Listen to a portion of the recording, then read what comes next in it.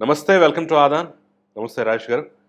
రాజేష్ గారు, భారతరత్న అవార్డు మాజీ ప్రధానమంత్రి పివి నరసింహారావుకి అనౌన్స్ చేసిన తర్వాత సరే సమయం సందర్భం కూడా కలిసి వచ్చింది. జగన్మోహన్ రెడ్డి కూడా ఢిల్లీలో ఉన్నాడు, అది కూడా పార్లమెంట్లో ఉన్నాడు. కాబట్టి విలేకరులు ఒక తెలుగు వాడికి ప్రధానిగా చేసినటువంటి వ్యక్తికి భారతరత్న అవార్డు ప్రకటించారు. మీ యొక్క స్పందన తెలియజేయండి అని చెప్పేసి పదే పదే అడిగినా సరే చిరునవ్వులు చిందించుకుంటూ వెళ్ళాడు తప్ప జగన్మోహన్ రెడ్డి కనీసం ఒక్క మాట మాట్లాడుతూ పివి నరసింహారావు గారికి అభినందనలు తెలుపుతూ ఆయన ఆ యొక్క అంశానికి మద్దతు తెలుపుతూ అభినందనలు తెలుపుతూ ఒక్క చిన్న కామెంట్ చేయడానికి కూడా మనసొప్పలేదేంటని చెప్పేసి ఆ వీడియోలు చూస్తున్న అందరూ నవ్విస్తుపోయారు, అవాక్కయ్యారు. ఏంటి కారణం ఏంటంటారు? ఆ అంశం మీద మీ విశ్లేషణ ఏంటంటారు? జగన్మోహన్ రెడ్డి గారికి 2019 మే 30 తారీఖు ముఖ్యమంత్రిగా ప్రమాణ స్వీకారం చేసే నాటి నుంచి ఈ రోజు దాకా మీడియాను చూస్తే ఒక రకమైన ఫోబియా పట్టుకుంది. ఏ అంశం గురించి అయినా, ఎంత కీలకమైన అంశం గురించి అయినా సరే మీడియాతో ప్రస్తావించాలి, మీడియాని అడ్రస్ చేయాలి, మీడియా వేసే ప్రశ్నలకు సమాధానం చెప్పాలి అని అంటే ఒక రకమైన ఇన్ఫీరియారిటీ కాంప్లెక్స్కి లోనవుతున్నాడు ఆయన. కాబట్టి మీరు ప్రస్తావించినట్టుగా తెలుగు వ్యక్తి, ఆంధ్రప్రదేశ్ మాజీ ముఖ్యమంత్రి, భారతదేశపు మాజీ ప్రధానమంత్రి, వారికి భారతరత్న ప్రకటించడం జరిగింది. మీరు గమనించుకుంటే పివి నరసింహారావు గారే కాదు, మాజీ ముఖ్యమంత్రి రోసే గారు చనిపోతే కనీసం పరామర్శ కూడా ఈ జగన్మోహన్ రెడ్డి గారు వెళ్ళాల. సహజంగా రాజకీయాలకు అతీతంగా తనకన్నా ముందు పనిచేసిన ముఖ్యమంత్రులకు సంబంధించిన ఏదైనా ఒక వ్యవహారం ఉన్నప్పుడు స్పందించి తీరాలి. అవును, నిన్న ట్విట్టర్లో ఒక చిన్న ప్రకటన విడుదల చేశారు. పివి నరసింహారావు గారికి భారతరత్న ప్రకటించినందుకు గర్విస్తున్నామని చెప్పని, అభినందనలు తెలుపుతున్నాం కుటుంబ సభ్యులకని. అదే మీడియా ముఖంగా చెప్పొచ్చుగా. ఇక్కడ 100కి 100 పాళ్ళు జగన్మోహన్ రెడ్డి గారు ఎందుకో తెలియదు, ఆయన 2019లో పదవి బాధ్యతలు చేపట్టిన నాటి నుంచి ఇప్పటి వరకు ఆ పదవి బాధ్యతలు చేపట్టిన తర్వాత ప్రధానమంత్రి నరేంద్ర మోడీ గారిని అభినందించి వచ్చినప్పుడు ఒక్కసారి మీడియాని అడ్రస్ చేశారు. తర్వాత దాదాపుగా 4 సంవత్సరాల 7-8 నెలలే అంత గడిచిపోయింది ఇప్పటికి. ఇప్పటి వరకు మళ్ళీ మీడియాని ఫేస్ చేయలే. జాతీయ మీడియాను ఉద్దేశించి 1-2 సందర్భాల్లో మాట్లాడటం జరిగింది తప్ప స్థానిక మీడియాని అయితే అసలు అడ్రస్సే చేయలే. సరే, నిన్న అక్కడ జాతీయ మీడియానే ఆయన క్వశ్చన్ చేశారు, మీ స్పందన ఏంటి అని. ఏదో కొత్త పెళ్లి కూతురులాగా సిగ్గులు ప్రదర్శించుకుంటా చిరునవ్వులు చిందించుకుంటూ వెళ్ళిపోవటం ఏంటి? కోట్ల మందికి ప్రతినిధివి, రాష్ట్ర ముఖ్యమంత్రివి, మీడియాను చూస్తే అంత భయపడేవాడు అసలు రాజకీయాలు ఎవరు కొనసాగమన్నారు? భయమే అంటారా? అది ఇవాళ ఒక పార్టీ అధ్యక్షుడిగా మీరు ఇష్టపూర్వకంగా కొనసాగుతున్నారు, రాష్ట్ర ముఖ్యమంత్రిగా మీరు ఇష్టపడి కొనసాగుతున్నారు. ఆ పదవికి వన్నె తెచ్చే విధంగా 5 కోట్ల మంది ప్రజలకి ప్రతినిధిగా గౌరవపూర్వకంగా కొనసాగగలిగితే కొనసాగండి, లేదంటే ఒక క్షణం కూడా పదవిలో ఉండాల్సిన అవసరం లేదు. మీ పార్టీలోనే సమర్థులు ఎవరో ఇంకొకటి కొనసాగుతారు ఆ పదవిలో. మీరు ఇవాళ కోట్ల మందికి ప్రజాప్రతినిధిగా ఉండి మీ ప్రాంతానికి సంబంధించిన ఒక వ్యక్తికి ఆయన జీవితకాలం చేసిన సర్వీసెస్కి గుర్తింపుగా ఏమన్నా అనామకుడు ఆ వ్యక్తి? ఈ దేశాన్ని పరిపాలించిన పరిపాలకుడు.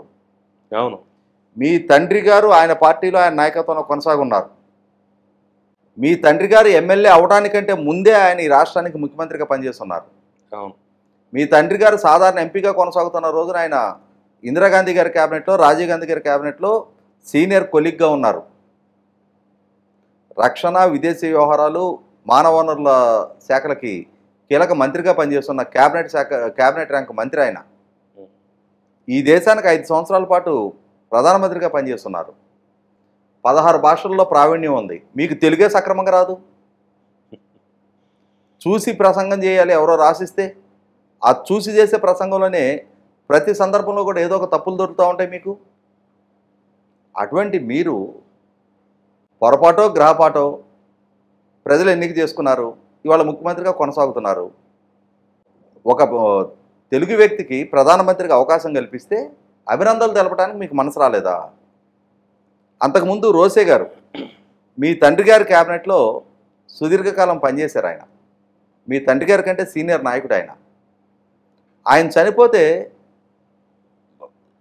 వాళ్ళ కుటుంబ సభ్యులకి సంతాపం ప్రకటించడానికి, ఆయనకి నివాళులర్పించడానికి మీకు తీరిక దొరకలేదా? నిర్లక్ష్యం, అహంకారం, నేనేంటి వీళ్ళ దగ్గరికి వెళ్ళేది అని చెప్పని. ఎందుకంటే వీళ్ళకి మళ్ళీ ఫ్యాక్షన్ నేపథ్యం ఉన్న నాయకులు కాదు. క్రమశిక్షణ తోటి, పార్టీ లాయల్టీ తోటి వాళ్ళ ప్రతిభను ప్రూవ్ చేసుకొని ఆ స్థాయికి ఎదిగొచ్చిన నాయకులు. ఈయనలాగా వారసత్వంగా వచ్చిన పదవులు కాదు కదా వాళ్ళవి. అన్నిటికీ అంటే తనని తాను చాలా సుపీరియర్గా ఊహించుకుంటా, ఈరోజు తనకు అధికారం దక్కింది కాబట్టి, ఈరోజు తనకు హోదా ఉంది కాబట్టి ఆ మాజీలందరినీ అంత చిన్న చూపు చూస్తే ఎట్లా? రేపు ఇంకో రోజు మీరు మాజీ గారా? 100కి 100 పాళ్ళు ఇది ఆక్షేపణీయం. ఇక్కడ జగన్మోహన్ రెడ్డి గారిని నిన్న ఈ వైఖరి చూసిన తర్వాత ప్రజలేమనుకుంటున్నారు అని అంటే, ఆయన కొంత మానసిక ఒత్తిడిలో ఉన్నాడు. నిన్నగాక మొన్న రిలీజ్ అయిన ఇండియా టుడే సర్వే ఈయన తిరిగి ఎన్నిక కావట్లేదు అని చెప్పని స్పష్టం చేస్తూ ఉంది. కేంద్రంలో అధికారంలోకి రాబోతుంది అని చెప్పని చెప్తున్న కూటమి ఈయన రాజకీయ ప్రత్యర్థి తెలుగుదేశం పార్టీని వాళ్ళతో పాటు కలిసి ఎన్నికలకి వాళ్ళ కూటమిలోకి ఆహ్వానిస్తూ మొన్న నైట్ సమావేశం జరిగింది. అదే సందర్భంలో ఇవాళ రాష్ట్రంలో ఈయన పార్టీలో అంతర్గతంగా సంక్షోభం చెలరేగుతూ ఉంది. రేపు రాజ్యసభ ఎన్నికలు రాబోతూ ఉన్నాయి. ఆ రాజ్యసభ ఎన్నికలకి ఎమ్మెల్యే సహకరిస్తారా లేదనేది ఒక ఆందోళన. అదే సందర్భంలో తిరుపతి ఉప ఎన్నిక సందర్భంగా వీళ్ళు చేసిన అక్రమాల తాలూకు పుట్ట పగిలి ఒక్కొక్క అక్రమ వ్యవహారాలు బయటకు వచ్చి అధికారులు వరుసపెట్టి సస్పెండ్లు అవుతూ ఉన్నారు. రేపు అది ఎక్కడ ముగుసుద్దో, ఏ నాయకుడు రాజకీయ జీవితానికి ఫుల్ స్టాప్ పడుద్దో, ఎవరి అక్రమాలు ఆశాంతం బయటకు వస్తాయో విచారణలో, ఇది ఒక ఆందోళన. ఎన్నికలకు ముందు వీళ్ళ నైజం ఇది, వీళ్ళ వైఖరి ఇది, వీళ్ళు ఎన్నికలను ఎదుర్కొన్న నేపథ్యం ఇది అని చెప్పని ప్రజలకు ఎక్స్పోజ్ అవ్వబోతున్నాం అని చెప్పని ఆందోళన. అంగన్వాడీని ఏదో సద్దుమడిగిచ్చామని అనుకుంటే నిన్న ఆశా వర్కర్లు మళ్ళీ రోడ్డు ఎక్కారు. ఇట్లా ఒకదాని వెంట ఒకటి ఈ ఆందోళన కలిగించే అంశాల నేపథ్యంలో మీడియాని అట్రాక్ట్ చేయడం కాదు, ఎన్నికలు చాలా సమీపంలో ఉన్నాయి.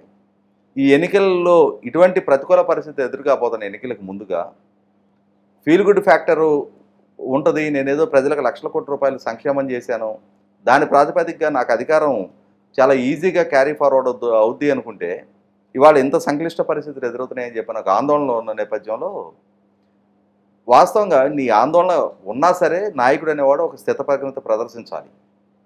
నీ ఆందోళన మొహంలో చూపించేసుకొని మీడియాని అట్రాక్ట్ చేయకుండా మీడియాని చూసి దాక్కొని పారిపోతే, మీడియాని చూసి అవాయిడ్ ఎవరు చేస్తారు? నాయకులు కాదు అవాయిడ్ చేసేది. ఏదైనా గిల్టీనెస్ ఉన్నాళ్ళు మీడియాని ఫేస్ చేయడానికి భయపడతారు. సమాధానం చెప్పుకోలేని నిస్సహాయ స్థితిలో ఉన్నాడు మీడియాని ఫేస్ చేయడానికి భయపడతారు.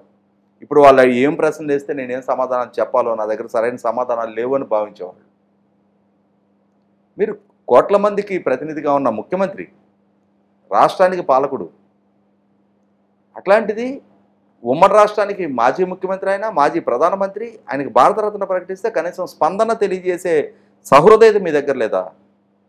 ఇది 100కి 100 పాళ్ళు మీ సంస్కారపు స్థాయిని వాళ్ళ దేశానికి తెలియజేసింది. ఇప్పటివరకు ఆంధ్రప్రదేశ్ ప్రజలకి మీ నైజం అర్థమవుతూ ఉంది. ఆంధ్రప్రదేశ్ మీడియా వాళ్ళని మీరు దూషిస్తున్న తీరు, మైక్ దొరికిన ప్రతి సందర్భంలో కూడా సభా వేదికల మీద నుంచి బహిరంగ సభల్లో ప్రజలను ఉద్దేశించి ప్రసంగించే సందర్భంలో కూడా మీడియా సంస్థల్ని తోడేళ్ల గుంపు, దుష్ట చతుష్టయం, ఇట్లా రకరకాల పేర్లతోటి మీరు సంబోధిస్తున్న తీరు చూస్తేనే, మీ అక్కసు వెలగక్కుతున్న తీరు చూస్తేనే మీడియా మీద మీకు ఎంత దొగ్దుందా అనేది అర్థమవుతుంది. నిన్న జాతీయ మీడియా సాక్షిగా, పార్లమెంటు సాక్షిగా, ఢిల్లీ వేదికగా మీ నైజం ఏంటి అనేది, మీ సంస్కారపు స్థాయి ఏంటి అనేది మీకు మీరే రుజువు చేసుకున్నారు.